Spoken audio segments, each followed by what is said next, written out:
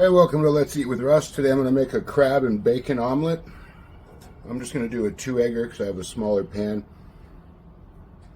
Got a piece of chili on there. So you don't have to add the onions or the chilies, but I like to. So I'm using an Anaheim chili and a jalapeno. I got those already chopped and prepped along with my onions. Get the eggs going here. You don't have to do this either,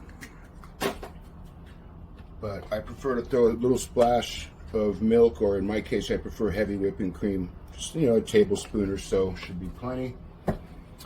And most people would probably use a whisk. I like to use a fork for a small single omelet like this. And if you kind of go in ovals instead of trying to really stir it, you don't splash and make a mess. So I just like to get that combined and ready. And I have plenty of leftover crab from my my Oscar style steak that I made, and I've got leftover béarnaise sauce too that I'm going to use for the sauce on this one.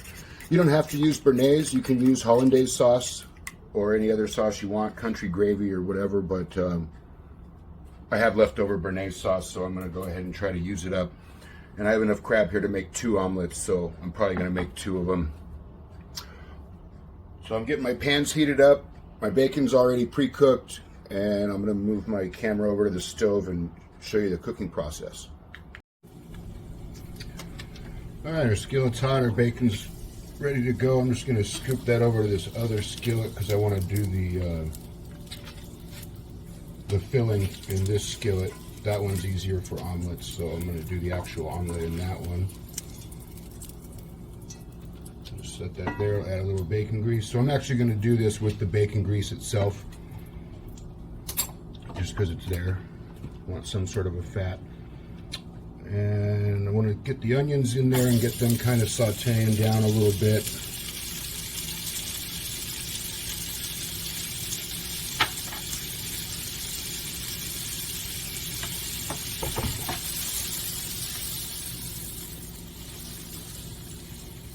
And you can just heat up the crab and throw it in your omelet with cheese and top it with bacon and sauce, but I like to add the chilies and the onions personally. Just my preference. Oh, and this is about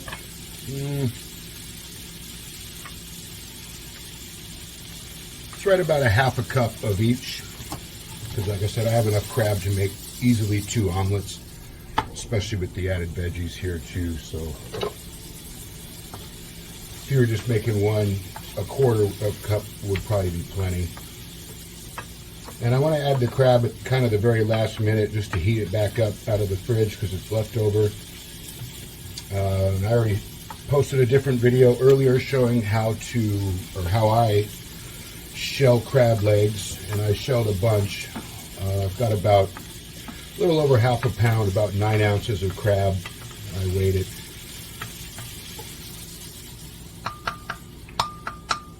So I just want that to cook down for a few minutes, and then I'll show you the omelet process in a second here. So these veggies look pretty well cooked down. You don't want to overdo them, especially since they still need another minute or so with the crab, and I'm going to keep it warm on the other burner while I get the omelet going.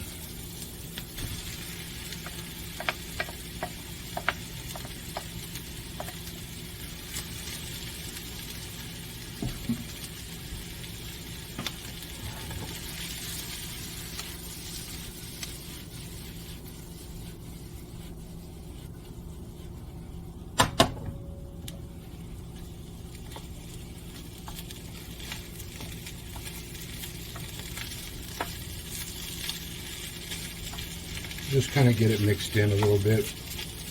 All you really need to do is heat up the crab. It's already cooked. This is more than enough for 2 omelets at the size of them that I'm making.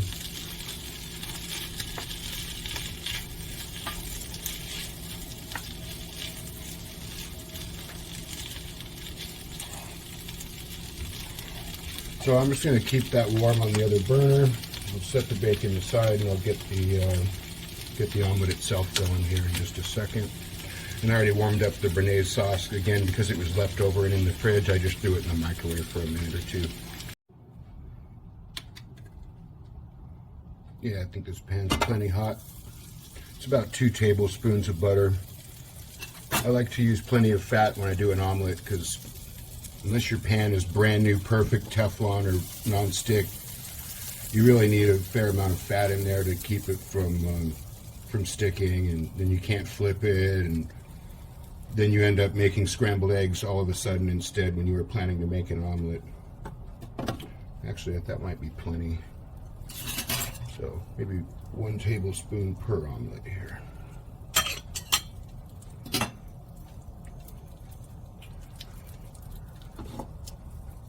So without burning or browning the butter, we just need to really eat it melted.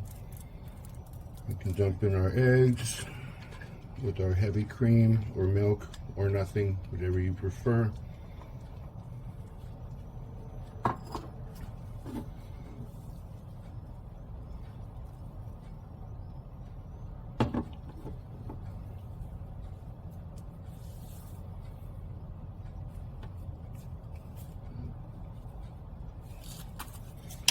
I like to throw a little salt and pepper on it. Not too heavy because the bacon already has salt.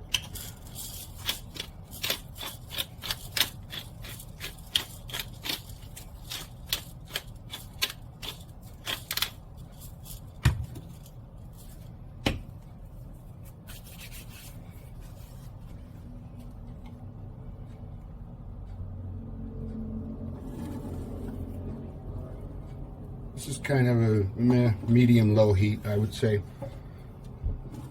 I don't like my eggs scalded with that weird brown, crusty stuff on them. If it bubbles up on you like that, you can just pop the bubble and let it drop down, and then just spread a little bit more of the wet egg over it to refill it in. And then it kind of leaves a little bit of a vent so that the steam is released as it cooks.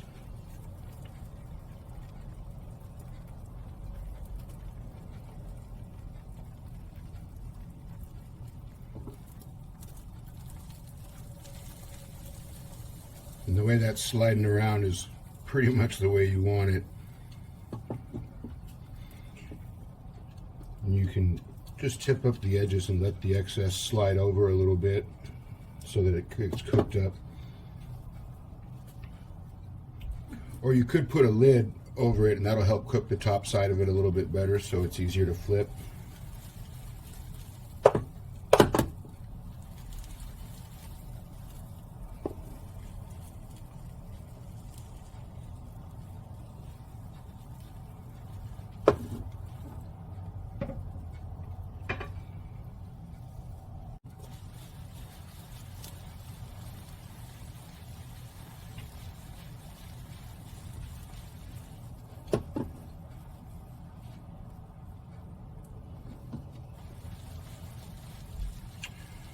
So I can flip an omelet, but it doesn't always work, and then sometimes you end up with scrambled eggs, and the average person probably can't, unlike the person at Sunday brunch that makes 500 omelets every Sunday.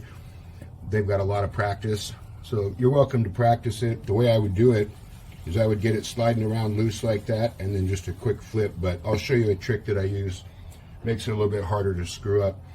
So I'll just take a plate, and I can just slide it out flat onto the plate,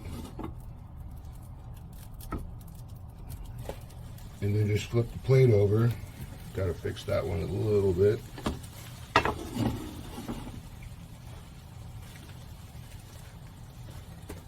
And there you go, omelet not ruined. And as soon as I flip it, this side's already hot, so I pretty much put my cheese on it right away. Maybe even turn the heat down a little notch so I don't burn the other side while it all gets cooked. And I'm using probably about 1 cup. I didn't measure it, but it looks like about 1 cup of just grated sharp cheddar. It's what I had around. You can use whatever cheese you prefer, as long as it's not too hard that it won't melt.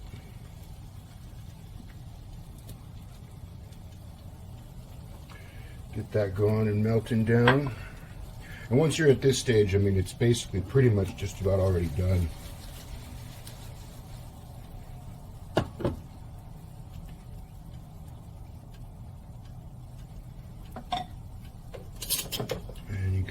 spoon, but I like to use tongs so I have a little more control over where it ends up.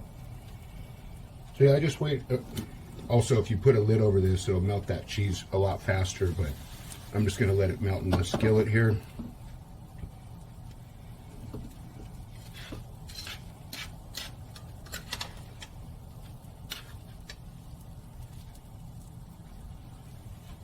And then because I'm right-handed, I like to add it to the left side of the omelet, because I'll show you my method for folding it and getting it out of the skillet, which I actually did learn at a Sunday brunch with professional omelet makers who make hundreds of these every weekend. As usual, I like my omelets pretty full, so I'm going to try to fit about half of this mixture. Yeah, it looks about half.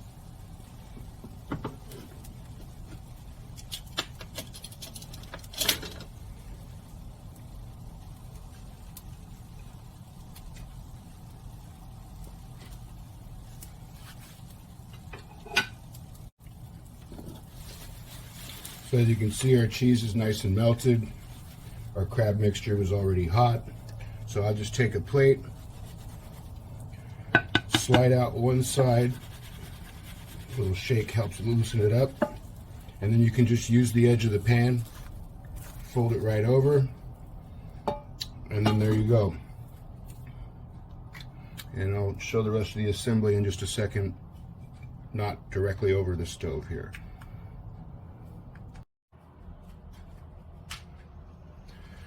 So at this point, I would just spoon some of the Béarnaise or Hollandaise sauce, whatever you're going to use. It's a little thinner than I'd like it to be, but it'll work out fine. Just slather that all over there.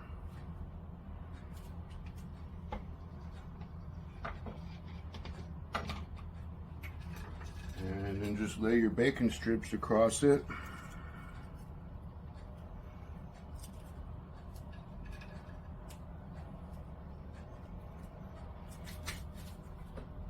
And just kind of as a garnish, and just because I like things spicier too, I like to just dust it with just a little bit of cayenne. Obviously you don't have to do that either. And there you go, crab and bacon omelet, delicious. Thanks for watching. Please like and subscribe.